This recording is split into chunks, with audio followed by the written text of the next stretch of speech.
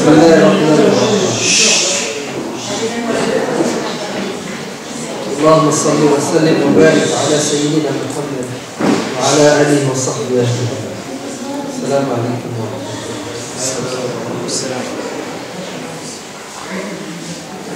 Donc la famille, n'est-ce pas? Le pilier de la société. La famille est morte. On l'a enterrée depuis presque une quarantaine d'années. On l'a tué en 1968.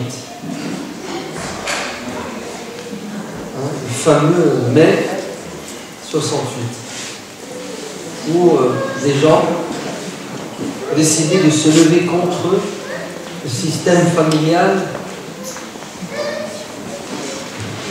français.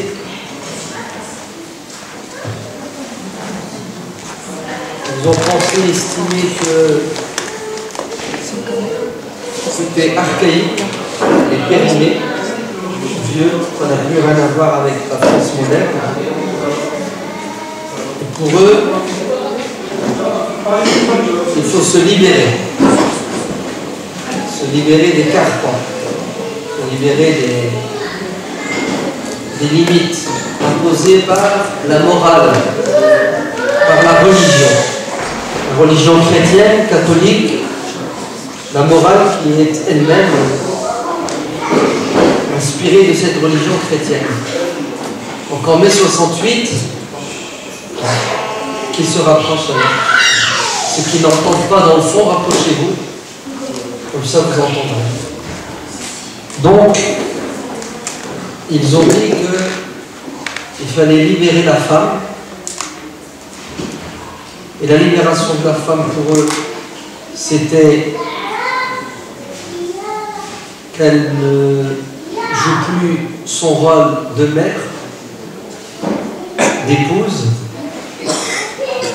Il fallait qu'elle ne soit plus dominée par l'homme, par son mari, par son père, et qu'il fallait qu'elle soit indépendante, économiquement parlant, donc qu'elle travaille à l'extérieur et qu'elle ait un salaire. Et bien entendu, il fallait que la femme, et les hommes aussi, les plus jeunes, se libèrent de quelque chose d'important qui s'appelle la pudeur.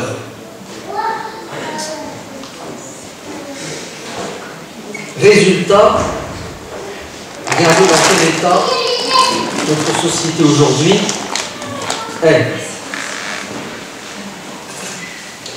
De moins en moins de mariages, beaucoup d'unions hors mariage.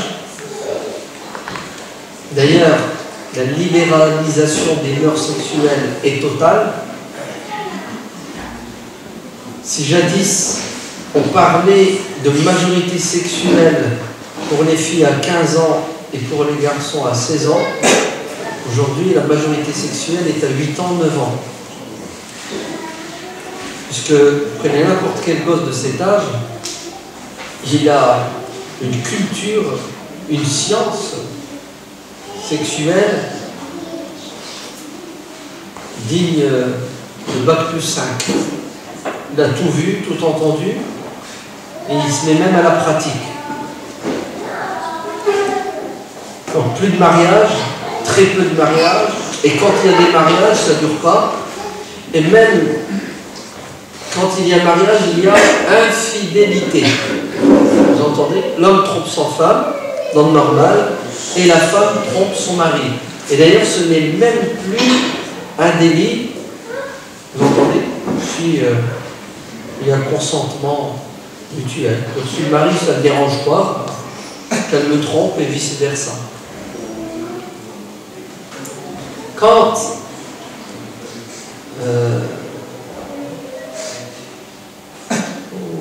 au devoir du mari envers sa femme et la femme envers son mari, récemment, maintenant, vous pouvez vérifier ça en assistant à un mariage à la mairie, vous allez voir qu'ils ont rajouté, Et avant, ils vous disaient les droits du mari, les droits de la femme, hein, ils se doivent respect mutuel, etc. Maintenant, ils ont rajouté. Hein, tu ne peux pas faire un crédit. Si tu fais un crédit, les deux doivent l'assumer. Vous allez voir, ils ont rajouté quelques articles de loi qui concernent le fric. Parce que notre société est devenue matérialiste. Tout tourne autour du matériel. Les dimensions spirituelles, morales, tout ça, c'est battu en brèche. La relation entre un homme et une femme, c'est une relation matérielle animale. Ouais. L'amour platonique, on va fonder une famille, on va vivre heureux, on va se marier et on va mourir marié, on sera ressuscité marié, on vivra au paradis. Tout ça, ça n'existe plus. Il n'existe qu'une chose, c'est je profite de toi, tu profites de moi, nous profitons l'un de l'autre. Et lorsque c'est plus possible, on passe à autre chose. Pire, hein, c'est que les gens, quand ils se marient de plus en plus tard. Si avant les gens se mariaient à 15 ans, à 18 ans, 20 ans, maintenant la moyenne d'âge c'est 28 ans, 29. Donc je ne vous dis pas le décalage au niveau des noces. Donc c'est vers quel âge les noces? 30 ans. Et c'est vite fait. 1 et demi. En France quand même ça va. On est fort, on est à 2,1. Ouais, 2,17. 2,2, admettons, 2,2. Ouais. Donc, qui dit peu d'enfants, voire plus d'enfants, ça veut dire plus de famille. Quant aux parents, l'affaire est pliée depuis longtemps. Si jadis, les enfants prenaient en charge les parents, vivaient avec leurs parents, enterraient leurs parents, aujourd'hui, on s'est débarrassé des parents. Vous savez comment? Hein? Maison de retraite, un mouroir plutôt, l'antichambre de la mort. Ouais. Où ils sont pris en charge par des professionnels du métier, c'est ça? Des infirmières et des infirmiers qui les considèrent comme des numéros, tout simplement. Pas de dialogue, pas de débat. À un âge où les personnes âgées, affaiblies, ont besoin de proximité, d'amour, de tendresse, on s'en débarrasse. Et vous allez voir, peut-être qu'on aura le temps de mourir, on ne verra pas, mais les prémices sont déjà là. Peut-être qu'on va les buter, tout simplement. Ça s'appelle l'euthanasie. Ça s'appelle l'euthanasie. Parce que c'est un problème de société, les personnes âgées. Puisqu'on vit de plus en plus longtemps vieux. 90 ans, 93 ans, c'est trop. Faut la maintenir en vie, cette personne âgée.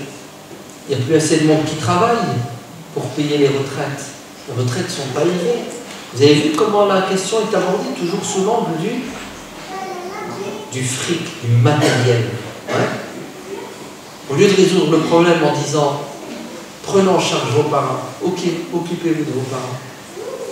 Que la femme rentre chez elle, qui s'occupe de son mari et de ses enfants, et de son beau-père et de sa belle-mère. Non. On lui dit continue à courir après un mirage qui s'appelle le fric, que tu vas dépenser avant même de l'encaisser. Hein? Vous savez, le salaire, quand il rentre, avant même qu'il rentre, il est déjà sorti, parce qu'il y a eu ce qu'on appelle en dessous du zéro là. Un découvert. Un découvert. Donc quand le salaire rentre, tu ne passes pas en positif. Tu n'as pas de crédit, c'est toujours du débit. Parce que tu es dans la consommation en permanence. C'est ça? En fait, vous allez voir ce qui va se passer. Non, astaghfirullah. Tu n'as pas besoin d'attendre, c'est déjà quelque chose de palpable. Il s'est passé quoi aujourd'hui? Il y a eu un appel à manifester contre le projet de loi de mariage des homosexuels et l'adoption. C'était aujourd'hui la manif. Il y en aura une autre au mois de janvier aussi. Ça veut dire quoi ça? Ça veut dire que tout est en train de changer. Non, tout a commencé à changer depuis 40 ans. Et comment ça a changé? On s'est débarrassé de la religion. on a tué la religion. La religion chrétienne, elle, ce qu'elle avait de plus beau, l'humanisme. D'ailleurs, on l'a tué, on l'a rangé au placard et on a vidé les gens de sens. Plus d'objectifs nobles, plus de sens. C'est la survie. C'est je vis pour manger, je mange pour vivre. Mieux. Je vis et je dois profiter de la vie. Et profiter de la vie, c'est ce que ça veut dire? Ça veut dire tout est permis. Tout est permis, pas de limite. Bah, écoutez, le propre de la famille, c'est justement qu'il y a des limites. C'est quoi la famille? C'est une petite société. Vous connaissez une société où il n'y a pas de loi, où il n'y a pas de limite, où il n'y a pas des interdits, où il n'y a pas des ralentisseurs, où il n'y a pas des radars? Ça n'existe pas. Donc, si vous tuez la famille, vous avez tué la société. Et la meilleure façon de tuer une famille, la famille, c'est de lui retirer le sens, le hadaf. Pourquoi est-ce qu'on vit? À quoi sert la vie? On va où? Il se passe quoi après la vie? Transforme-toi en animal et tu vas voir. Tu ne vas pas chercher à te marier. Tu sors dehors, tu t'accouples. Vas-y, t'es un chien, admettons. T'es un chien, un pitbull. D'accord? Pourquoi tu vas te marier? Pourquoi tu vas dépenser de l'argent à faire un mariage, à louer une salle, des faire-part, un traiteur? Mais non, dehors, il y a de la marchandise gratuite. Vous comprenez? C'est pour ça que les jeunes ne cherchent pas à se marier. Pourquoi tu veux qu'ils se marient? C'est des frais, c'est un contrat, c'est un engagement. Le mec qui a 40 ans, il n'est toujours pas marié. Ah, comment tu fais? Ah, notre âge. J'ai mon réseau. J'ai la liste. Mais oui, qu'est-ce que vous croyez? Bien sûr, c'est comme ça. On a poussé les gens à devenir des... C'est-à-dire, dans les relations entre les hommes et les femmes, plus de limites. Éclatez-vous comme s'éclate le cheval avec la jument. D'ailleurs, c'est un hadith. Hein. Il est faible, il est daïf, mais le sens est vrai. Vous savez qu'est-ce qu'a dit le prophète alayhi salam? Vers la fin des temps, écoutez bien, les gens vont s'accoupler dans la rue comme l'âne s'accouple avec l'ânesse. Comme un âne monte sur une ânesse, dans la rue, devant tout le monde, pas de chemin, il s'en fiche le mec. La pudeur, il ne connaît pas. Et d'ailleurs, c'est la différence. C'est une des différences essentielles entre l'animal et nous. C'est que nous, on rougit. Ouais, on a honte. L'animal, il n'y a pas de honte, il n'y a pas de chemin. Vous avez vu le chien? Il veut faire ses besoins, il est sympa, il fait ses besoins. Il ne calcule personne. Il a sali, ça sent mauvais, tout le monde, il n'y en a rien à cirer. Les gens vont s'accoubler sur le trottoir, dans la vie, là où les gens passent, en public. Ouais. Comme l'âne avec la vache. Et le meilleur, ce jour-là, ce sera celui qui, quand il verra la scène, il leur dira, vous pouvez pas vous pousser un peu pour que je passe. Et il ne va pas condamner, il ne va pas dire, oh mon Dieu, il n'y a plus de Dieu, il n'y a plus rien du tout. Tout est devenu naturel, normal, le mal est devenu bien, le bien est devenu mal. Celui qui condamne, ben, c'est lui qui n'est pas normal. Celui qui réagit et qui est contre, ben, il est tout de suite montré du doigt, voire même lapidé médiatiquement parlant. T'es rétrograde, t'es contre la liberté, etc. etc. Donc, vous vous rendez compte? Regardez comment, subhanallah, les limites ont été déplacées. La définition de la famille, il faut la mettre à la poubelle, elle ne marche plus. Puisqu'un homme se marie avec un homme, une femme avec une femme, c'est ça? Non, mieux. Ils sont même allés jusqu'à faire ce qu'ils appellent l'échangisme. Ouais. Ils ont passé l'autre jour. Il y avait une émission de télé avec une femme avec plusieurs maris. Normal. Alors, plusieurs maris. Vous voyez comment ils banalisent le haram, l'interdit, le blâmable. Donc on n'est pas clair. Vous entendez? On n'est pas clair. Ça, c'est notre société moderne, civilisée. Bon, alhamdoulilah, il y a encore des gens qui pensent comme nous, qui voient comme nous, etc. Mais on a perdu du terrain en 40 ans. Alors là, est-ce qu'on va encore en perdre? En tout cas, c'est mal barré. Maintenant, on va parler de nous, ouais, en interne. Notre petite communauté, nous les musulmans. Ben, écoutez, nous sommes des êtres humains. Donc on se fait influencer, oui ou non? Et puisqu'on est français, on vit en France, donc on se fait influencer. Par quoi? Par le bien qui existe en France et le mal qui existe en France. Et là, on a tendance à quoi? Ben, plus ou moins à adopter à s'adapter à des mœurs, à des modes de pensée qui nous sont normalement prohibés et qui doivent être étrangers. Le prophète, sallallahu alayhi wa sallam, a dit, vous allez suivre, pas à pas, les us et les coutumes, mais vous allez ressembler aux autres tout doucement. Il leur dit qui, prophète? Les juifs et les chrétiens. Qui d'autre?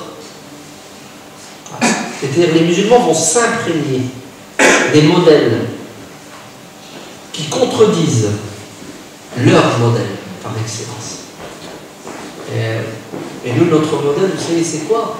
C'est les limites. Tilka hududullah fala ta'taduha. Et c'est ça, un des objectifs fondamentaux de la famille, c'est de mettre des limites. Les parents mettent des limites aux enfants. Le mari met des limites à sa femme. La femme, elle met des limites à son mari. Les frères, entre eux, les sœurs. Tout ça pour qu'on se tienne.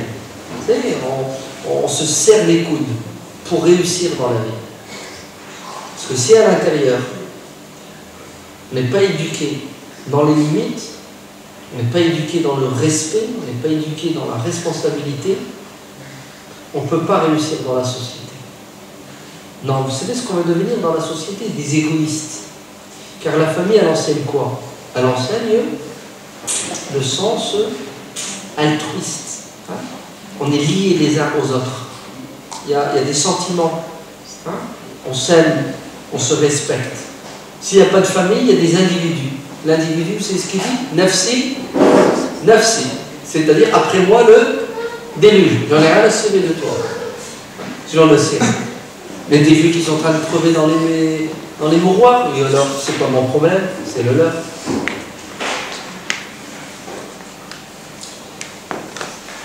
Donc, nous aussi, on se fait influencer. La preuve, demandez aux parents qui vous parlent de ce qu'ils vivent avec leurs enfants et la nostalgie qu'ils ont du passé. Ils vous diront, oh là là, nous, on avait du respect envers nos parents. Ça nous a jamais effleuré l'esprit de crier sur notre père ou notre mère, ou tout simplement de lui désobéir. On était à leur service. Aujourd'hui, les jeunes d'aujourd'hui, ils parlent à son père ou à sa mère comme ils parlent à un garçon de l'école, de la rue, une fille. Il va s'asseoir devant son père et sa mère comme il s'assoit devant ses potes. Ouais. Il va s'habiller de manière plus. C'est-à-dire, les parents ne sont plus sacrés comme ils l'étaient, il fut un temps. Ouais. C'est normal. On leur a dit que les parents avaient des devoirs envers les enfants sans leur dire qu'ils sont les premiers à avoir des devoirs. Et l'être humain, puisqu'il a été élevé dans l'égoïsme, il tend toujours la main pour ses droits et ne cherche jamais à l'attendre pour les assumer, ses devoirs. Donc, les parents sont devenus des vaches à lait. Je te le jure, un compte bancaire. Ils grattent.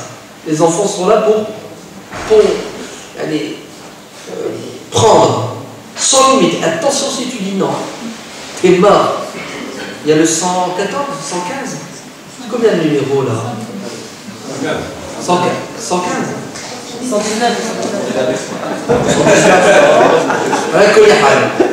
Ils sont tous gratuits. C'est ça. Et si tu as le malheur de mettre des limites à tes enfants, t'es mort. Bon, j'exagère, c'est vrai qu'il y a des parents qui se trompent, qui se comportent mal avec leurs enfants, il y a des enfants qui sont maltraités, c'est évident. Voilà qu'il, subhanallah, il y a toujours des dérives et des excès. Ça crée toute une génération de jeunes qui ne respectent pas les parents et qui ne donnent pas de valeur et d'importance aux parents. Résultat, regardez dans la société comment ils se comportent. Au lieu qu'ils respectent le prof, ils ne respectent même pas sa mère. Au lieu qu'ils respectent le proviseur, ils ne respectent même pas son père. Au lieu qu'ils respectent le flic, son père qui le nourrit, qui l'habille, qui lui met des limites, il ne l'accepte pas. Et tu veux qu'il respecte ce flic? Son père qui se tue matin, midi et soir pour entretenir sa maison et lui permettre de vivre décemment, qu'est-ce qu'il fait? Il détruit tout à la maison, il ne respecte rien. Et tu veux qu'il respecte le bus? Tu veux qu'il respecte le train? Voilà le résultat. En détruisant la cellule familiale, on a détruit la société. Et nous sommes, nous, musulmans, atteints par ce cancer de la dislocation de la cellule familiale. Et tout a commencé par notre esprit rebelle, vous entendez, envers nos parents. Le manque de respect, d'obéissance envers les parents. Et même chose, on est atteint aussi dans nos relations avec nos épouses. Le mec qui recherche dans la fille que le côté physique. Il faut que ce soit un canon, une beauté. Miss Moissy. C'est tout ce qui l'intéresse. La dimension morale, intellectuelle, spirituelle, tout ça, c'est secondaire. Miskin, il est victime des films, c'est ça? Victime des panneaux publicitaires, victime de tout ce qu'il voit. Et pour lui, la beauté, c'est la beauté physique. Résultat, il se marie, et une fois qu'il a pris l'habitude de voir sa femme, c'est comme une chemise, hein, un pantalon. Ils sont beaux tant qu'ils sont derrière la vitre. Et une fois que tu les as, tu les mets 2-3 fois à la fin. Tu cherches à quoi? À changer, surtout qu'il y a plus beau.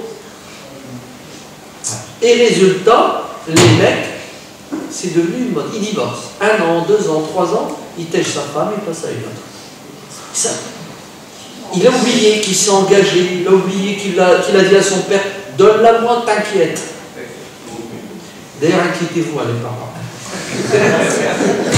Inquiétez-vous réellement. Sachez à qui vous remettez votre fille, la pauvre. Ah, si. Ah, inquiétez-vous. Ouais. Les gars, les t'inquiètent. Alors, je m'en occupe. Je vais m'occuper d'elle comme il se doit. Et après, tu découvres que c'est excusez-moi, je vais dire des mots qui sont durs, forts, pour vous secouer, pour éviter que vous tombiez. Hein. C'est ça l'objectif.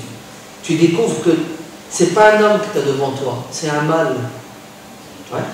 Parce qu'un homme, c'est quoi d'abord? C'est quelqu'un de responsable, quelqu'un qui a une parole, quelqu'un qui va jusqu'au bout, quelqu'un qui assume ses choses. Ouais. Et là, on n'a pas été éduqué dans ça. On a été éduqué dans l'apparence, le physique. Ah non, je suis un homme. Et regarde le jeune, je suis un homme. Viens te battre, tu vas voir. Regardez les enfants. Viens, on va se battre et tu vas voir. Un homme, c'est quoi? C'est ton corps, ton physique. C'est faux. Résultat, l'infidélité. L'infidélité, la trahison dans le couple. Le mec, il est marié avec une fille, voilà que ses yeux sont ailleurs. Son esprit est ailleurs. Vous entendez? Son cœur est ailleurs. Ouais. Et il est branché 24 heures sur 24. Ouais. Internet. C'est ça? Ils ont fait des études dans des pays musulmans. Depuis qu'il y a Internet, le nombre de divorces, il a explosé. C'est la catastrophe. Surtout dans les pays du Golfe. Mais c'est normal. Le mec, toute la journée, il est en contact avec qui? Avec les meufs. Parle, il discute. Ouais. Elle lui envoie des photos, il lui envoie des photos. Il lui raconte sa vie, elle lui raconte sa vie. Tiens, j'ai mangé ça midi. Tu manges quoi ce soir? Attends, c'est ta femme ou quoi? Ah non, sa femme, ce qui est là, elle est au placard. Ouais. En train de se poser des questions. Là, vous verriez le nombre de sœurs qui pleurent, qui disent j'ai plus de mari. Il rentre du boulot, il passe un deuxième boulot, qu'ils appellent surfer. Pianote sur Internet. Parce qu'il en attend toute la journée et il n'est pas là. Il est présent, il est absent. Il est où? Il est sur Internet. Il ne cherche pas des voitures pour les acheter, pour les vendre. Non, il joue. Il joue au foot, tennis, aux échecs. Mais le pire, c'est pas ça. Vers 11h, minuit, il est branché sur les sites porno.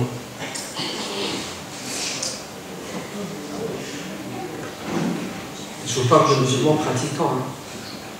Vous entendez? C'est sérieux, hein. Je ne vous parle pas de ceux qui sont loin de la religion. Non, de musulmans qui prient. On va rater, moi, des sœurs qui me téléphonent, qui pleurent parce qu'elles ont perdu leur mari à cause de ça. Et boum, il n'y a plus de famille. Ou on a le cas contraire. On a des jeunes filles qui se marient, qui cherchent le Roméo. Elles l'ont trouvé, effectivement. Il est très beau. Donc elles oublient que Roméo, si elle ne sait pas le tenir, il va se barrer. Parce qu'il va trouver plus belle qu'elle. Il va se lasser d'elle. Elle croit qu'elle va le tenir avec quoi? Avec les artifices. moderne. C'est faux. Un homme recherche dans une femme, vous savez quoi? Sa capacité d'être une... Je vais le dire, ça va pas faire en femme, d'être une mère. Ben oui, il veut une mère. Qu'est-ce que c'est une mère? C'est quelqu'un qui prend soin de lui. Vous n'avez pas vu les mères comment elles prennent soin? Le mec est beau avoir 20 ans, 30 ans, 40 ans, son fils est son fils. Hein? Oui ou non? Hein? Ben, un homme, il cherche une femme qui va prendre soin de lui. Comme sa mère, voire plus que sa mère. Ah, c'est pas possible. Tu connaîtras ça plus tard. Tu verras. Les jeunes, c'est...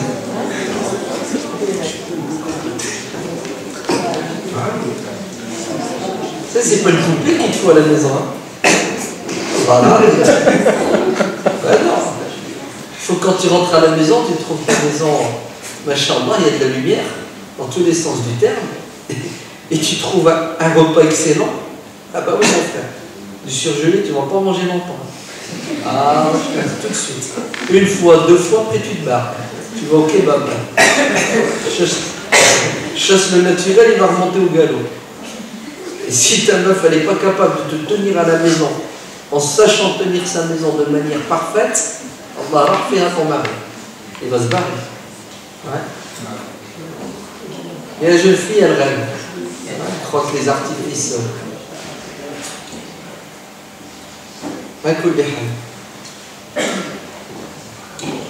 Pour que la famille tienne, il faut un bon capitaine. Vous entendez? Il faut un bon berger, comme dit le prophète alayhi salam. Un berger qui est aux aguets. Parce qu'il y a des loups qui veulent lui prendre ses enfants, qui veulent lui prendre sa femme. C'est-à-dire, il faut des gens responsables. C'est quoi la responsabilité? C'est le sacrifice. Tu te prives pour... Même quand tu n'as pas envie, tu es mort, tu es défoncé, debout. Ah mon frère, tu as juré, tu t'es engagé, tu vas jusqu'au bout. Voilà. Sinon, c'est compliqué. Et vous savez, la chose la plus compliquée, après, c'est d'éduquer ses enfants. Dans notre société où malheureusement, vous n'êtes pas les seuls à éduquer. Ouais. La rue, l'école, la télé, et surtout aujourd'hui, Internet, le portable, les réseaux sociaux. Ce sont eux qui ont, à mon avis, le plus d'impact sur les gosses d'aujourd'hui. Même les parents n'arrivent plus à suivre, ils n'arrivent plus à avoir un impact sur leurs gosses, parce que leurs gosses sont branchés avec l'extérieur, avec l'étranger. Il n'y a même plus de dialogue. Le gosse, il est avec ses parents assis, en même temps il envoie des textos. Il ne parle même pas avec ses parents, et ses parents, on peut lui parler, il ne les entend plus. Il est en permanence. Alors, on en fait ou on n'en fait pas des gosses?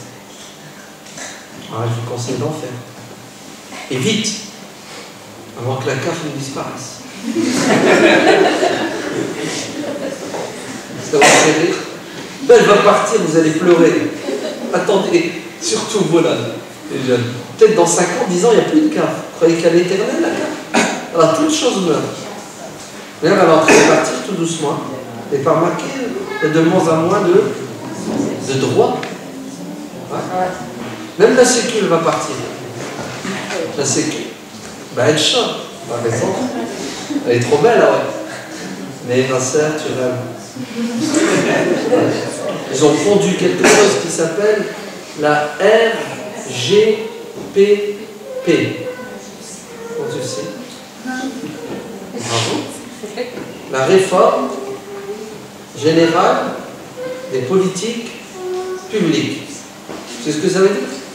Ça veut dire la France, elle est au top au niveau social, hein, la CAF, la Sécu, mais comme on est devenu un membre de l'Europe, tous les pays européens doivent se ressembler. Et au lieu de demander à la Pologne de ressembler à la France, ou à la Grèce de ressembler à la France, c'est trop dur, trop compliqué, ils n'ont pas les moyens. Qui doit ressembler à qui? C'est la France qui va être tirée vers le bas, non, qui est en train d'être tirée vers le bas pour s'aligner et ressembler aux autres pays européens pour éviter une invasion. Ah oui, sinon ils vont tous venir habiter en France. C'est trop beau de vivre en France, non? Donc, vos privilèges, hein, CAF Sécu, tout ça, ça part en vrille, tout doucement. Ils sont en train de gratter, enlever. Ouais. Vous avez vu? Bon. Vous ne savez pas, demandez à ceux qui sont parents et qui gèrent, vous savez pas. Donc faites des gosses, là, préparez-vous à réussir. Et cela, ça demande énormément de sacrifices et de travail. Quelle est la solution? Comment il faut faire? Je ne vais pas vous prendre la tête, hein, c'est trop long, c'est compliqué, ça nécessite vraiment des journées de discussion. Il faut vraiment en parler à bâton rompu, de manière directe, claire et nette. Parce que demander aux parents qui ont des gosses, ils deviennent fous, ils ne savent plus quoi faire. Ils sont perdus, ils sont dépassés. Ce qu'ils construisent difficilement en un mois est détruit en une heure. Et les enfants n'écoutent plus. Ouais. C'est très dur, c'est très compliqué. J'avais dit à certains frères, je ne vais pas parler longtemps parce que vous avez sans doute déjà ingurgité assez de discours aujourd'hui. Plutôt vous laisser parler. Laissez dire ce que vous avez dans le ventre. Parce que vous avez peut-être des choses qui vous perturbent, qui vous prennent la tête, et vous voudriez peut-être tout simplement parler. C'est de la thérapie, hein, parler. Et puis, partager vos expériences, et puis même exposer vos visions des choses, parce que peut-être que je me trompe, je dis n'importe quoi, ou peut-être vous avez une problématique, on peut vous aider en apportant un éclaircissement. Donc je suis plus pour l'échange et le dialogue. Ouais. Vous y voyez un inconvénient? Non? À vous la parole. Que Dieu vous protège des diables.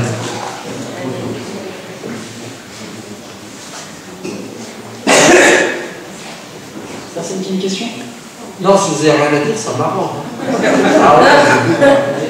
Samedi soir, on se barre, on finit la fête ailleurs.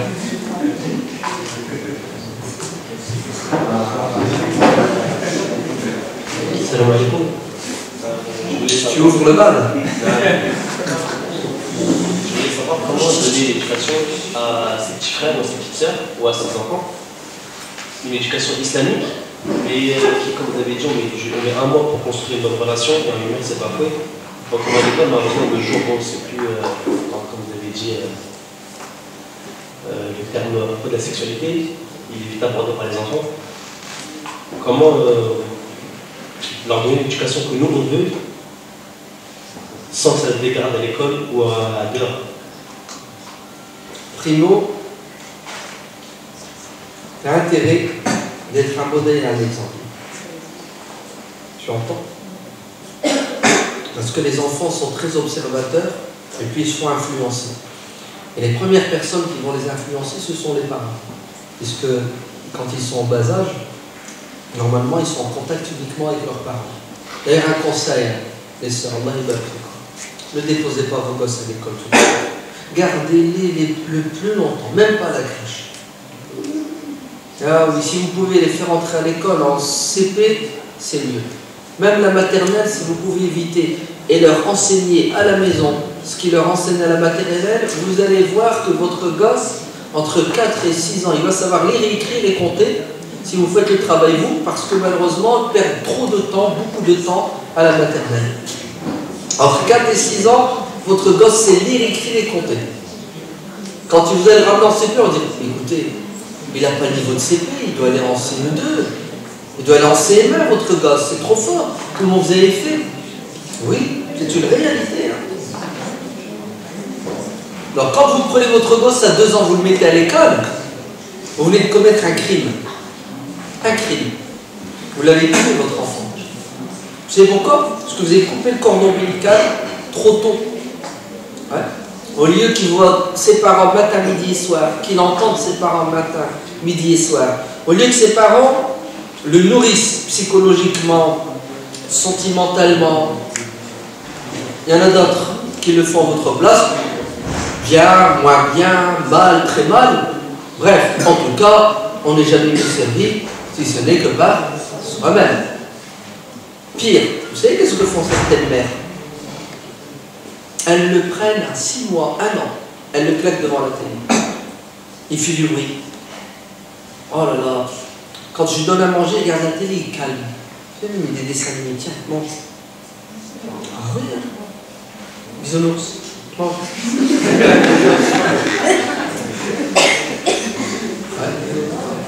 Beaucoup font ça. Et vous croyez que les images qu'il voit, les bruits qu'il entend, ouais, ça n'a pas d'impact sur son âme? Alors là, vous êtes nuls. Toute chose a un impact sur notre âme. Ce que tu vois, ce que tu entends, ce que tu sens, et ce que tu ressens. Bah, sinon, dis-moi pourquoi Dieu nous dit de baisser notre halaj. Le prophète l'a dit, quand tu regardes quelque chose de haram, un point noir dans ton cœur. Et tout est enregistré dans le cerveau.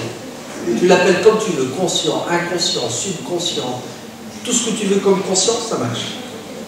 La preuve que tout est enregistré et tout a un impact. Vous n'avez pas remarqué? J'ai oublié. 5 minutes après, tu te rappelles. 2 jours après, tu te rappelles.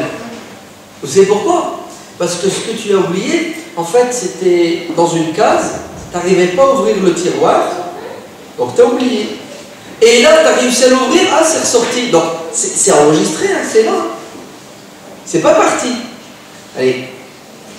Ne croyez pas que les images et les sons et le reste n'ont pas d'impact et d'influence sur nous. C'est ça qui construit l'âme. Donc, ne mettez pas votre gosse devant la télé. Et il n'y a pas de dessin animé neutre. Ça n'existe pas l'objectivité. Toute chose a un impact sur nous, positif ou négatif. Occupez vos enfants. Occupez-vous de vos enfants. Pourquoi vous les donnez à quelqu'un d'autre? Bon, là, tu prends. Est-ce qu'il y a une mère ou un père qui prendrait son bébé de 2 ans, de 3 ans, et qui le donnerait à un petit garçon de 7 ans et il lui laisse toute la journée? Non, il ne sait pas s'en occuper, c'est dangereux, n'est-ce pas? Pourquoi? Il va le faire tomber. Il va lui donner à boire quelque chose, il va le brûler. Vous avez peur pour sa santé physique. Quand vous le mettez devant la télé, mais c'est pire, puisque vous venez de le remettre à quelqu'un qui va le blesser, non pas physiquement, mais le blesser spirituellement, intellectuellement, psychologiquement. Catastrophe. Donc, modèle, exemple, garde ton enfant au maximum. Tu es capable de garder plus longtemps encore? Tu as des compétences? Tu es capable de lui dispenser un enseignement à la maison? Vas-y, homeschool. Il y en a beaucoup qui le font en France. 200 000, c'est ça? C'est ouais, hein? Certains qui ont essayé, ils ont dit qu'on n'y arrive pas. Parce que généralement, la mère se retrouve seule, le père n'est pas là. Elle ne sait plus nous donner de la tête. Quand il y en a 2, tu n'es pas capable, choisis la bonne école. Oh, ne te plante pas, mon frère. Allons. Même si tu dois payer, mets-le dans le privé, un bon privé, catholique, avec une religion chrétienne morale, c'est mieux que dans une jungle.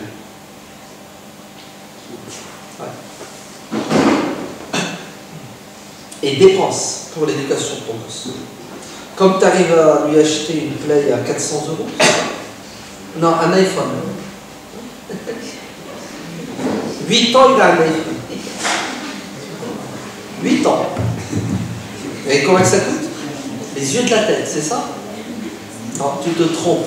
C'est pas ça qu'il faut lui donner. Mets-le là où il va apprendre, il va bien apprendre et il sera préservé et protégé. Là où il y a des limites. Donc, un modèle et un exemple. On est d'accord? L'enfant, il grandit, il voit ses parents. J'ai oublié de te dire. Il faut qu'entre les parents, il y ait une symbiose. Ils s'entendent. faut qu'ils s'aiment. Ah bah oui, le gosse ouvre ses yeux, il voit des parents qui se chamaillent, qui se disputent, tu le tues, tu le détruis ton gosse. Ah, tu le complexes, tu l'handicapes. C'est très important. Parce que vous savez, le ciment le plus important dans la famille, c'est l'amour. S'il y a cette ambiance d'amour, s'il y a cette ambiance de respect, de dialogue, le gosse, il grandit, il est épanoui, il est rassasié. Car un gosse, pourquoi est-ce qu'il sort? Généralement, il est en manque. Il cherche quelque chose à l'extérieur parce qu'il n'a pas trouvé à l'intérieur. Donc, modèle et exemple parental, c'est fondamental. D'accord?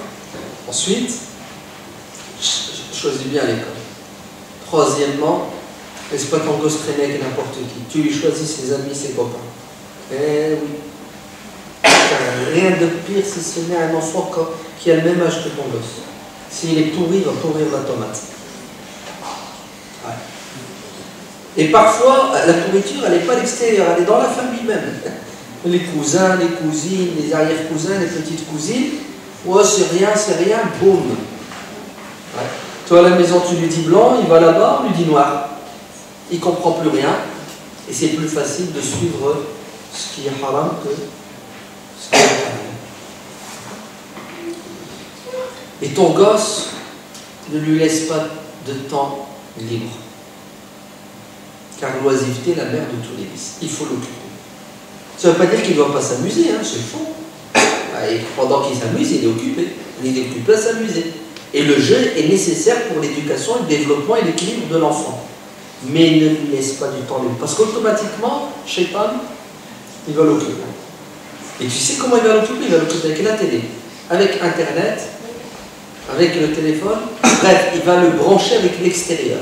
C'est-à-dire, il va lui faire ouvrir un canal qui va lui ramener tout ce qu'il y a d'ondes négatives sur Terre.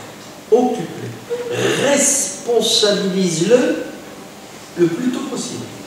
Apprends-lui à assumer. Ouais. Les parents font une grande erreur. C'est qu'ils servent les gosses. Ouais. Ils les couvent. Laisse faire rien. Non, va dans ta chambre faire tes devoirs. Il ne va pas faire ses devoirs dans sa chambre. Vrai.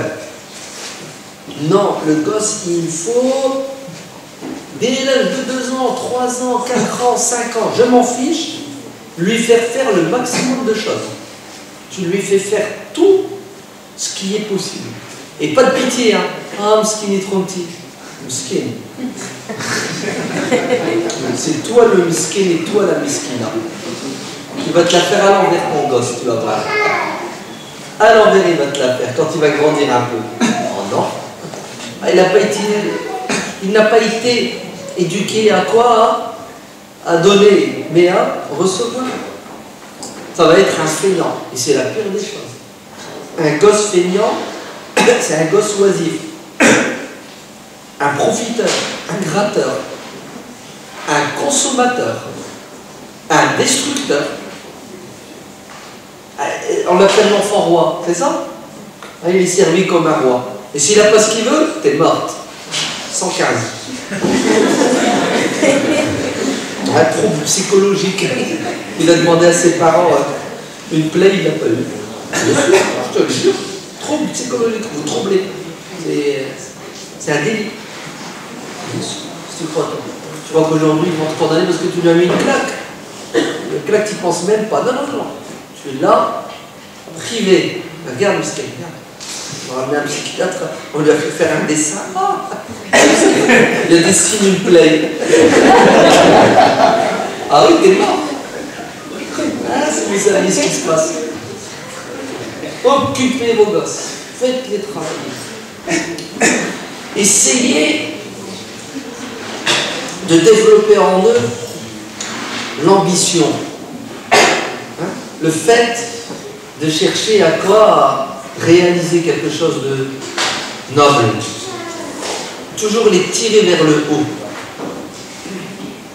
C'est de développer l'esprit de compétition.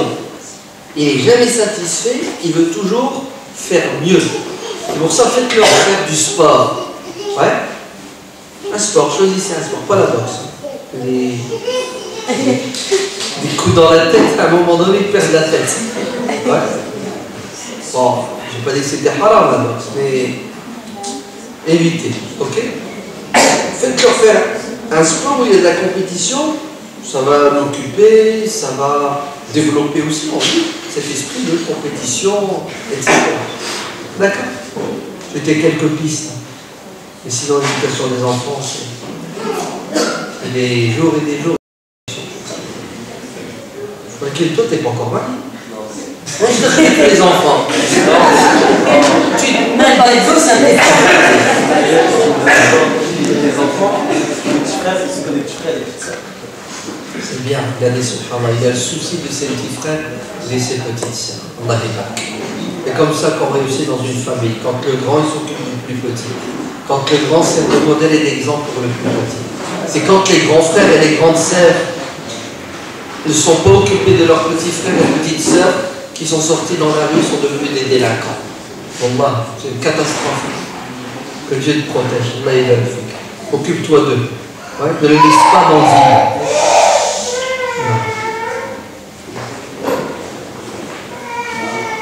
C'est bon, vous n'avez plus rien à dire.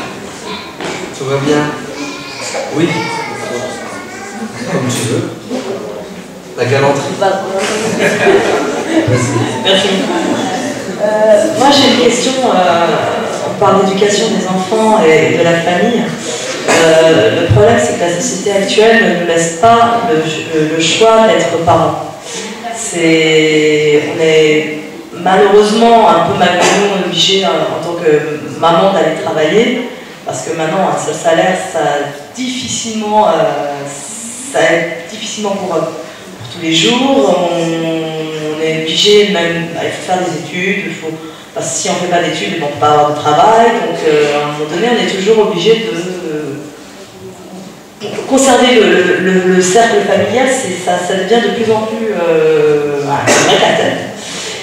Et justement, quand on sait que, parce que moi pendant 5 ans, je faisais 6h30, 21h, je rentrais chez moi. 21h30, jusqu'à ce moment-là, je fais des devoirs avec ma fille. 22h, il y a le mari qui arrive, faut lui faire faire à manger entre-temps, donc c'est pas évident à gérer non plus tous les jours. Alhamdoulilah, Allah il m'a donné des facilités, donc maintenant je ne travaille plus, et puis voilà, donc, mais c'est vrai que on a, en tant que maman, pour pouvoir, parce que la maman, c'est elle le ciment du foyer.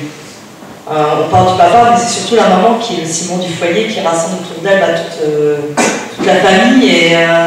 Et malheureusement, ça devient très difficile d'être maman. Je le sens bien parce que même je le vois par rapport à ma mère aussi, qui a eu du mal, parce que finalement, le mari n'est jamais là. Le mari n'est jamais là, il travaille, le skin, il faut qu'il soit là, il faut bien qu'il subvienne aux besoins de sa famille. Donc malheureusement, on se retrouve toute seule. Et quand on arrive à avoir, effectivement, on parle de choisir les fréquentations, mais quand on est toute seule, surtout avec les garçons, parce qu'encore avec les filles, on a un petit peu, c'est plus facile parce qu'on est des femmes et elles sont des filles. Et quand on a un garçon en face de soi qui devient un homme, c'est pas évident d'avoir un discours. Bon, il y en a, ils y sont arrivés, je leur dis bravo, franchement, je suis celles qui ont réussi à éduquer leurs fils dans la religion, franchement, je leur dis bravo et j'espère vraiment être comme elles, moi aussi, plus tard, si j'ai des garçons, mais c'est vrai que moi, ça m'effraie. C'est vrai que c'est pas évident, donc quelle solution vous pouvez nous donner par rapport à ça, quoi. Très bien. Donc je rejoins tout à fait ce que vous dites. C'est un constat, un bilan réaliste, voire amer. Il est d'autant plus pour vous les franciliens, c'est ça? Parce que comme vous l'avez dit, vivre avec un seul salaire, ça devient difficile chez vous ici. Et surtout à cause de quoi? À cause de la cherté des loyers, c'est ça? Ouais. Donc les femmes sont tenues de subvenir elles aussi aux besoins de la famille en allant travailler à l'extérieur, parce que peu nombreuses sont celles qui arrive à trouver un travail chez elle. Et puis là, ça devient impossible d'éduquer ses enfants. On ne peut pas être au four et au moulin. Comme vous sortez le matin, vous rentrez le soir, vous êtes morte, HS. Vous devez faire un deuxième plein temps. Ouais. Les gosses, le mari, la maison. Non, il faut que vous soyez un robot pour faire ça. Et si vous le faites, vous ne tiendrez pas longtemps. À un moment donné, dépôt de bilan. Ou, si vous le faites, sachez que vous bâclez quelque chose. La première des choses que vous bâclez, c'est vos enfants. Vous ne les voyez pas, vous n'avez plus d'impact sur eux. Ils sont mal nourris, physiquement, intellectuellement, psychologiquement. Après, vous bâclez le mari. Après, vous perdez le mari, vous perdez les enfants. Et en fait, vous perdez vous-même puisque vous avez tout perdu. Alors, on fait comment? Primo, ce n'est pas toujours une vérité. Un seul salaire n'est pas suffisant. Ce n'est pas toujours vrai. Parfois, on cherche un deuxième salaire pour vivre mieux, de manière plus aisée. Attention, parce que si nos parents réussissent avec un salaire, et ils existent encore et ils continuent avec un salaire, non, ça a changé, c'est plus la même chose. Il y a 30 ans, c'est pas comme aujourd'hui. Tout a augmenté, les salaires n'ont pas augmenté à la même vitesse. C'est vrai. Il y a surtout une chose qui a changé. C'est quoi? C'est la consommation frénétique. C'est ça qui a changé. On dépense n'importe comment. Nos parents étaient des bons gestionnaires. Nos parents n'avaient pas d'achat compulsif. Ouais. Nos parents dépensaient ce qu'ils avaient. Ils n'avaient pas, ils ne dépensaient pas. Ils ont pas fait le crime. Nos parents dépensaient pour vivre. Nous, on vit pour dépenser. On a l'argent, il faut qu'on le claque. Mais même quand on n'a pas d'argent, on se débrouille pour en avoir, on fait des crédits à la consommation. Pourquoi? Parce qu'on nous a mis des besoins dans la tête. Ouais. C'est pas possible. On ne peut pas aujourd'hui se passer d'eux. C'est toi qui ne peux pas te passer d'eux. C'est toi qui as décidé de ne pas te passer d'eux. S'il y a des gens qui vivent sans, je vois pas pourquoi je ne vivrai pas sans. C'est un effort, c'est un jihad. Je dois faire un effort sur moi-même. Ouais. C'est normal qu'on n'arrive pas à joindre les mois. Ouais. T'achètes des baskets à 150 €. T'achètes des jeans à 90 € à ton gosse. C'est normal. C'est tout à fait logique. Même toi. Ouais. T'as un parfum à 10 €, tout en haut, t'en achètes à 80 €. Parce que l'autre, c'est de la marque. Oui ou faux? La nourriture, au lieu de faire la bouffe, tu t'en vas t'achètes déjà des plats préparés. Faites la comparaison. Achetez des légumes frais et achetez des légumes qui sont déjà préparés, vous allez voir le prix. Rien que le khobz, le pain, l'essentiel. Nos mères, elles faisaient du pain à la maison, on mangeait du pain bien chaud. Petit, c'est quoi? C'est la baguette. C'est combien une baguette chez nous? 80, 90 90 centimes. Combien par jour? 5, 6, 7? Des sacs de 10. Un sac de 10 au champ à 3 €. 3 € au champ. Quoi qu'il en soit, nos parents étaient à côté de leurs sous. Nos parents faisaient attention. Vous entendez? Nos parents, c'était des économes. C'était pas des radins. Nous sommes devenus des vrais Français. Ouais. C'est, t'as envie, tu baves. Chien de Pavlov. Voilà. Tu sais plus te retenir. Il me le faut, il me le faut. Et on le voit avec les enfants. Les mères, elles font les courses avec les gosses. Ils passent dans les rayons, il fait quoi le gosse? Je veux ça, je veux ça. Essaye de lui dire non, tu vas voir. Mais il fait une crise. Il crie, il pleure. Et tout de suite, tu cèdes. Et le caddie qui devait finir à 100 € finit à 150 €. 50 € de vide. C'est normal qu'après tu prennes la tête à ton mari. Tu gagnes pas assez, tu ramènes pas assez. Le problème, il est vite résolu. Je vais sortir travailler. C'est bon. Vous êtes tombé dans le piège. Et vous allez le regretter un jour ou l'autre. Regardez comme ça, les femmes, écoutez bien. Wallah, il vaut mieux manger du pain. Écoutez bien, du pain, même dur, avec de l'huile d'olive, comme disent les anciens, que de vivre dans l'aisance et perdre ses enfants. Parce que nos enfants n'ont pas de prix. Et vous vous trompez si vous croyez que cet enfant sera malheureux parce qu'il n'a pas des vêtements de marque ou parce qu'il ne mange pas des yaourts de marque, hein, du Danone, du Nestlé. S'il ne mange pas ça, ce qu'il va souffrir. C'est faux, on a grandi sans yaourt. Moi, quand j'étais gosse, c'était pour la high class.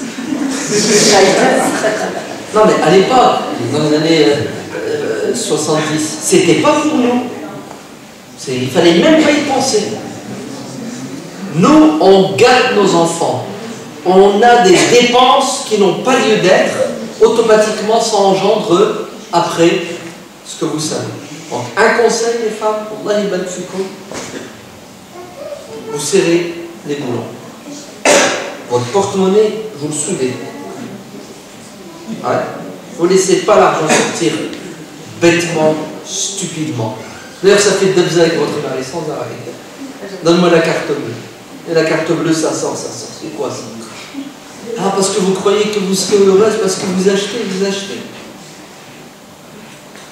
L'argent du monde entier ne pourra pas sauver votre enfant si vous ne l'avez pas vacciné intellectuellement, spirituellement. Vous entendez? Donc rentrez chez vous, Allah ybarak fikoum. Occupez-vous de vos enfants, occupez-vous de votre mari, parce que si vous le perdez, vous n'êtes pas clair, surtout si c'est quelqu'un de bien. Occupez-vous de vos gosses. Votre bonheur, c'est que vos gosses grandissent et soient épanouis. Vous serez la plus heureuse des mères. Et si le travail devient pour vous une obligation, j'ai bien dit d'abord, vous n'avez pas le choix, minimisez les dégâts, faites un mi-temps. D'accord? Ou travaillez chez vous. Mais il faudra enlever votre voile si vous voulez faire doudou. Non, vous n'avez pas fait ça. Elle n'est pas passée, elle n'est pas encore. Elle est pas passée. Qu'est-ce qui va l'empêcher de repasser? Elle est là, elle attend. C'était pas le moment. Elle va revenir à elle. Ouais. Donc tu rentres chez toi et puis tu bosses. Bref, trouve un travail qui ne va pas faire que tu vas délaisser le meilleur des travaux. Le plus important. C'est une question de priorité. Voilà, vous voulez quoi? Tout simplement. Vous voulez vivre dans l'aisance et perdre vos enfants? Suivez toutes les dames d'aujourd'hui. Vous voulez garder vos enfants? Diminuez votre train de vie. Choisissez ce qui est le plus urgent et le plus important. L'absence du mari, c'est vrai. C'est une réalité. Elle est là. Malheureusement, notre société est sans pitié. Vous entendez? C'est grave ce qui se passe. Subhanallah. L'être humain ne sert qu'à produire de l'argent pour une minorité de personnes. C'est ça. Ils font des bénéfices. 15 milliards, telle société, 50 milliards. Et le mec, miskin, il ne voit pas sa famille et touche un salaire provisoire. On est devenus vraiment des rapaces, hein, des charognards. On s'enrichit sur les cadavres des autres. Allah, normalement, devrait travailler du matin jusque tôt, de 6h du matin à 13h. Stop. Après, tu rentres et tu t'occupes de ta femme, de tes enfants, tu t'épanouis, tu travailles dans la société bénévolement, tu fais du bien. C'est ça le vrai système. Mais malheureusement, on exploite l'être humain. Comme tu dis très bien, il sort à 6h, il rentre à 19h, 20h. Pas demander à un homme qui a fait 12 heures de boulot avec les transports, de rentrer chez lui, d'être en forme, et de rigoler, de s'amuser, et de bosser. Mais ça ne va pas. Il cherche qu'une chose, c'est le silence. Le silence. Il va entendre personne, voir personne, et il est sur les nerfs, il démarre au quart de tour. Donc il lui faut sa drogue. Sa drogue, c'est quoi? C'est la télé. Ouais. Comme ça, il décompresse, comme on dit. C'est la réalité, elle est amère. Donc les hommes, ne tombez pas dans le piège. Tu as fait tes 10 heures, tu rentres à la maison, tu rajoutes 4-5 heures. Ouais. Et tu t'occupes de ta femme et de tes enfants. Parce que si tu les perds, tu as tout perdu. Tu as tout perdu. Tu vas pleurer le restant de tes jours. Ouais. Et ça va vite pour perdre une femme et des enfants. Elle va t'appeler, elle va tirer la sonnette d'alarme, elle va crier, elle va hurler, elle va te faire la gueule, elle va boycotter, elle va faire plein de choses avant que ça n'arrive. Mais le jour où ça arrive, t'es mort. Parce qu'une femme, elle ne veut pas perdre son mari, ni ses enfants. Elle patiente, elle encaisse, elle encaisse, elle encaisse, et puis une fois qu'elle n'a plus rien dans le cœur, t'es mort. T'es mort. Cherche pas à recoller les morceaux. Et si tu les recolles une fois, ça recommence 2 fois, c'est pire. Ouais. Ah oui, moi je vous le dis, la priorité, c'est nos femmes et nos enfants. Ils n'ont pas de valeur, pas de prix. Tout le reste, il a beau le matériel.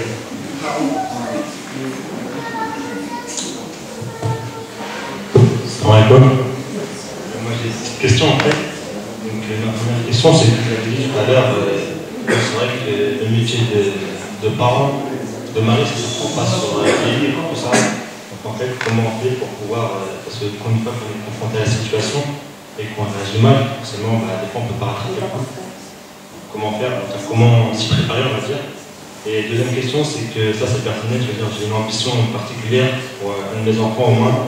C'est vraiment le bercer dans la science, soit je sais pas, Coran, Hadith. Et je vais vous demander conseil, par exemple, est-ce qu'il serait mieux que, on va dire, je le mette en retrait par rapport aux autres enfants, c'est Inch'Allah, j'en ai plusieurs, et je le mets vraiment dedans à apprendre, ou alors je fais des études en même temps, et un petit peu de sciences islamiques à côté, que j'aimerais vraiment qu'il soit, voilà. C'était quoi la première? C'est comment apprendre. Ah d'accord, c'est bon. Non, tu n'as pas raison, ça s'apprend d'abord dans les livres. Hein, la théorie, ensuite la pratique. Voilà. Ça s'apprend d'abord dans les livres. Il faut lire, il faut étudier.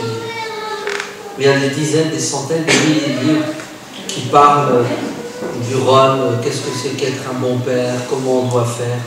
Donc tu te transformes en abeille, tu vas butiner dans toutes les fleurs qui existent et tu prends ce qu'il y a de meilleur chez tout le monde et tu te fais une idée claire et nette et précise du rôle du père, du rôle du mari, au niveau théorique. Et ensuite tu fais des efforts pour essayer de mettre en pratique tout cela. Deuxièmement, tu demandes conseil. Tu vas vers ceux qui ont de la bouteille, hein, de l'âge, de l'expérience. Il ne faut pas recommencer les erreurs que les autres ont commis. D'accord? Tu apprends en écoutant, en questionnant les autres. Pour ça, l'échange, il est important. Hein, le débat. Troisièmement, si tu as un bon caractère, tu vas réussir. C'est quoi le bon caractère? Si tu n'as pas la grosse tête, hein, si tu es quelqu'un de modeste, quelqu'un qui n'est pas orgueilleux et qui croit qu'il détient la vérité, qu'il a toujours raison. Si tu as ce caractère, tu vas réussir. Pourquoi? Parce que quand tu vas être un mari, tu vas avoir en face de toi qui ça? Ta femme. Ta femme, elle n'est pas aveugle. Tout de suite, elle va mettre le doigt sur ce qui ne va pas chez toi.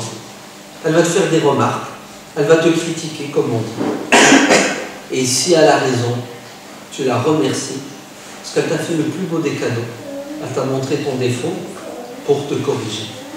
Donc, si tu as un bon caractère, tu vas pouvoir t'améliorer, avancer. Si tu es orgueilleux, vaniteux, hautain, tu as beau faire ce que tu veux, tu vas vers un mur. Et puis après, sache que l'être humain, il se trompe. Et ce n'est pas un mal en soi. Ce qui est mauvais, c'est de ne pas se corriger, de ne pas reconnaître ses erreurs. Donc tu vas tirer, Inch'Allah, des leçons de toutes tes erreurs pour t'améliorer. Et tu verras que c'est possible. Maintenant, ça n'existe pas des parents parfaits, des maris parfaits. avec le recul, oh, j'aurais dû faire ceci, j'aurais dû ne pas faire cela. Alhamdulillah, si c'est que 10-15%, ça va. La majorité du reste est positive. Tu as le souci de faire de ton enfant quelqu'un qui maîtrise les sciences dites religieuses. C'est magnifique, c'est super. C'est la plus belle des choses. Puisque lorsque Dieu veut du bien de quelqu'un, il le met sur le chemin de quoi? De la science religieuse. Donc c'est bien. Et on ne peut qu'applaudir. Beaucoup aujourd'hui font tout pour que leurs enfants soient des médecins, des profs, des ingénieurs. Ce qui n'est pas mauvais en soi. Mais on a tendance à oublier que la meilleure des sciences est celle que les prophètes ont laissée, la science religieuse. Donc Allah dit, je ne peux que te féliciter et t'encourager. Maintenant, comment faire? Il faut déjà avoir l'intention et le souci. C'est ça le plus important. La niya, et tu demandes à Dieu de t'aider, et Dieu il sait ce que tu as dans le cœur. Si tu es vraiment sincère, il va te faciliter cela, Inch'Allah. Et ton fils, ou ta fille, d'accord? Les deux, pourquoi pas? Même tous, t'en fais 10 et tous... Ouais. Comment? T'as dit Inch'Allah, donc c'est cuit. Parce qu'en arabe, quand tu dis Inch'Allah, ça veut dire je le ferai pas. Ah oui, tu vas en faire 10 alors? Comment? Et comment tu vas savoir qu'Allah ne te le permet pas? Le jour où ça s'arrêtera. Le jour où ça s'arrêtera. Ça s'arrête tout seul. Là, c'est toi qui décides. Non, mais on ne peut pas contrôler. Comment ça, tu ne peux pas contrôler? Si tu peux contrôler. Si tu décides, tu fais un gosse tous les 2 ans. Ça s'appelle le planning familial. Tu peux contrôler. Tous les 2 ans, t'en fais un. Tous les 9 mois, même si tu veux. Là, je fais l'autre. Avec 3 ans. Ça se comprend. Alors, tu es toujours d'accord pour dire? C'est pas ça, c'est par rapport à la situation. Par rapport à la situation. Mais la situation économique. C'est Allah qui nous... Pourquoi t'as... Non? T'as vu? C'est plus compliqué que ça. Donc faites attention. Ne dites pas quelque chose si vous n'avez pas pensé, réfléchi avant. Ouais? D'accord? Avant de dire Inch'Allah, oui, je vais en faire 10. Réfléchis bien. Et puis sois franc. Non, je ne vais pas en faire 10, ça va pas, non. C'est galère, donc je vais les mettre. Et ma chérie, c'est pas une honte de dire non, non, je veux pas 10 gosses, j'en veux 2, j'en veux 5. Non, c'est pas une honte. Mais c'est sûr que, alhamdoulilah, si tu es capable d'en faire 20, bien les éduquer, c'est à ton honneur, je te tire mon chapeau. C'est beau, c'est magnifique, c'est super. Tu as fait la plus belle des choses, tu as donné la vie. C'est un cadeau, oui ou non? Mais bon, chacun fait en fonction de ses capacités. C'était juste pour mettre l'ambiance, on est d'accord? Mais c'est quand même vrai ce que je dis. Donc, comment faire? Ce gosse, après tout ce qu'on a dit tout à l'heure, ces gosses, tu prends soin d'eux pour leur faire la religion. Et tu sais comment leur faire aimer la religion? Tu leur fais pas subir une overdose de religion. Hein? Parce que ça les fait inverse. Trop de religion, tue. Eh oui. Ils n'utilisent pas la sévérité. La religion, il faut que l'enfant l'aime. Il doit faire les choses avec amour. Et à toi de lui transmettre avec amour. Sinon, il va la détester, ta religion, il va devenir un hypocrite. Pour faire plaisir à son père, il va faire du religieux devant son père. Dès que tu tournes le dos, c'est un diable. Ouais. Donc l'amour, l'amour et l'amour. La douceur et la douceur. Et tu tiens compte de l'évolution de l'enfant et tu fais tout pour qu'il soit éveillé intellectuellement. Éveillé, il faut l'intéresser. L'intéresser, lui faire aimer, le rendre curieux pour qu'il aime la science. Ouais. Et celui qui aime la science, il va réussir dans tout. La science religieuse, la médecine, les mathématiques, tout ce que tu veux. Il réussira. Pourquoi? Parce que tu lui as inculqué l'amour de quoi? De la quête du savoir. Allah, Inch'Allah, que Dieu fasse que ton souhait se réalise, pour qu'il y ait plus de gens qui maîtrisent la religion, pour qu'ils puissent la transmettre. Oui. Moi j'ai une autre question, parce que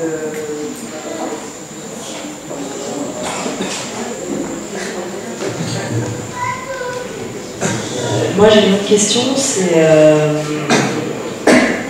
certains d'entre nous ont reçu une éducation qui a souvent été basée sur des traditions où effectivement les parents ils se mettaient en tant que dominateurs. C'est-à-dire qu'ils devaient absolument dominer l'enfance et on ne crée pas de relation du tout. Il y a pas mal là aussi la tradition où on met des tabous partout là où il ne faut pas en mettre. Il y a pas mal de choses qui restent malgré tout. Nous on sait, on est conscient de ça parce que ça nous a fait mal en tant qu'enfant et qu'on sait très bien. Mais malgré tout, inconsciemment on les reproduit ces choses-là. C'est vrai que c'est triste à dire. Mais justement, quelle réponse, quelle solution vous pourriez nous donner par rapport à ça? D'abord, il faut reconnaître que nos parents sont ou étaient des parents extraordinaires et merveilleux. Parce qu'ils ont fait le maximum. Non, mais je ne vois pas... J'ai pas dit que vous avez été compris. Mais c'est juste pour redorer le blason de nos parents. Parce qu'ils ont fait le maximum. Ils ont fait plus que le maximum. Ils se sont privés de tout. Vous avez déjà vu vos parents aller au cinéma? Vous avez déjà vu vos parents s'éclater, acheter des costumes Hugo Boss? Ils se privent pour que leurs enfants aient le maximum de choses. Et c'est puissant, c'est beau. Vous entendez? On est d'accord. Donc, il faut leur baiser la main et les pieds. Ils ont fait ce qu'ils savaient faire. Le maximum, et on va les regretter. 2, effectivement, nos parents eux-mêmes ne sont que les fruits de l'éducation qu'ils ont reçue et du milieu dans lequel ils ont grandi. Et c'est vrai que notre milieu n'est pas celui dans lequel nos parents ont grandi. Donc c'est tout à fait normal qu'il y ait des dysfonctionnements dans l'éducation, qu'il y ait des choses qui ne collent pas. Alors, vous avez dit quelque chose de vrai. Inconsciemment, on reproduit parfois des erreurs, des choses qu'on a reprochées à nos parents. C'est vrai ce que vous dites, parce que c'est pas évident d'éduquer et garder assez de distance entre vous et votre enfant et le milieu dans lequel il vit, qui n'est plus celui dans lequel vous viviez, les conditions dans lesquelles il vit, à l'extérieur, qui ne sont pas celles dans lesquelles vous vivez. Il faut être capable d'éduquer notre enfant en ayant 10 coups d'avance pour le préparer pour l'avenir, le futur. C'est pour ça que c'est le métier le plus difficile d'être parent. Donc, on va limiter les dégâts. Comment? En se remettant en question. Il faut être courageux, il faut savoir écouter, il faut savoir accepter la critique, il faut étudier, il faut échanger, et puis il faut évoluer. Voilà. Il ne faut pas rester fixe, figé. Non, non, j'évolue. Pour ça, il faut avoir un esprit ouvert, être très tolérant et écouter, aller voir se cacher les autres. Parce que, Allah, il y a des erreurs, il ne faut pas les faire avec les gosses. Parce que ça laisse des traces indélébiles. Ça peut même déstabiliser l'enfant, ça peut même le tuer psychologiquement. Combien d'enfants sont victimes de l'éducation de leurs parents? Bonne chance. La photo. Oui, tu vois les yeux. Vas-y, dis-le. Le micro. Salam alaikum. Comme ça là. En fait, moi j'ai une question.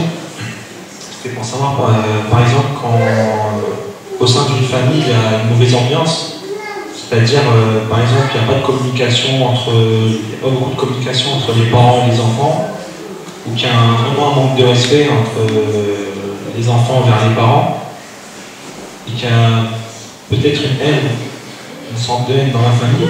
quelles sont les solutions qu'on peut faire pour justement pour mettre l'amour au sein de la famille, la communication, le respect, etc. Il n'y a pas de solution miracle.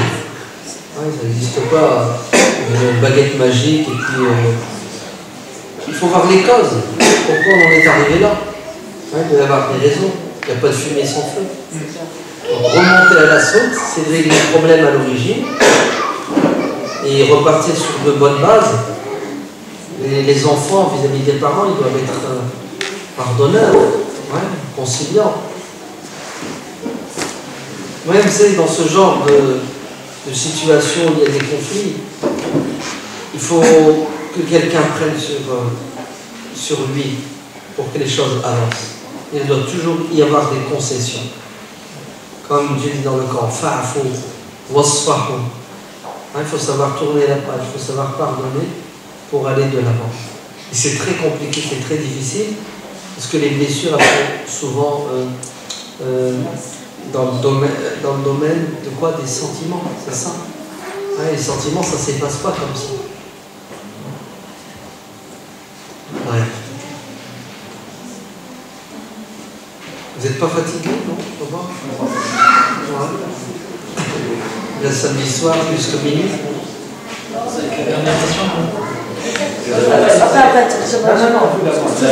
Après, je voudrais réagir. Parce que je voudrais réagir à un truc que tu as dit, Michel. Il y a aussi à un moment donné, je pense que en tant que parents, il y a aussi à nous de respecter nos enfants. Parce que souvent, c'est vrai qu'on entend, c'est vrai, je suis tout à fait d'accord avec vous, nous en tant qu'enfants, nous devons respecter nos parents, absolument. Sauf qu'au départ, c'est vrai que si le parent ne respecte pas son enfant, ça va être difficile de construire une relation qui soit solide. L'enfant, si on fait un petit peu n'importe tout et n'importe quoi avec lui, si on ne lui donne pas des bases solides, si on ne lui donne pas du temps, de l'amour, de l'affection, comment voulez-vous que lui plus tard, ou alors de la miséricorde, comment voulez-vous que lui plus tard il nous en donne? C'est normal, tu m'as pas appris. Tu m'as pas appris, papa, maman, tu m'as pas appris qu'il fallait que j'apprenne à aimer, que j'apprenne à pardonner, que j'apprenne à servir, que j'apprenne à être quelqu'un un enfant modèle. Donc c'est vrai qu'il y a aussi un travail à nous en tant que parents aussi à ce niveau-là, parce que si nous on ne met pas les fondations de tout ça, le gamin ne va pas l'apprendre tout seul. C'est sûr que ce que vous dites, il y a du vrai. On doit, en tant que parents, être à la hauteur. On doit semer pour avoir des résultats. Mais ça reste que... Aujourd'hui, on est des adultes. Vous êtes bien d'accord? On est des adultes. Donc, à un âge adulte, on a assez de raison et de recul pour faire la distinction entre nos devoirs vis-à-vis de nos parents, le respect qu'on leur doit, et puis un passé qui n'a pas toujours été l'idéal. Je pense qu'il ne faut pas se lamenter, s'apitoyer éternellement sur le passé, parce qu'il va nous perturber dans nos relations présentes et il va nous handicaper. En tant qu'adulte, on est capable d'apporter des excuses à nos parents, les comprendre. Ils ont fait ce qu'ils pouvaient. C'était très dur, c'était très difficile, etc., etc. Pas rester en permanence dans c'est la faute à qui, c'est la faute à un tel. On n'a pas fini si on pense comme ça. On est adulte aujourd'hui, et on doit faire la part des choses et on doit aller de l'avant. Passé qui est mauvais, passé qui est triste, il faut savoir l'effacer pour pouvoir se projeter dans l'avenir. Sauf qu'il y a des parents, en tant qu'adulte aussi, il y a des moments où on est adulte, on va pardonner, sauf qu'il y a toujours des attitudes qui restent et qui demeurent. Parce que bon, effectivement, à un certain moment, on a peut-être commis des erreurs en étant enfant et peut-être qu'on a déçu nos parents. Qu'à un moment donné, c'est vrai que Dieu nous pardonne. Vraiment, c'est vrai qu'on a fait des choses c'est criminel, Noël et Bise. Mais c'est vrai que nous, on essaie d'évoluer et qu'on aimerait bien aussi. C'est vrai que de l'autre côté aussi, qu'on nous considère autrement que l'enfant qui a fait des bêtises.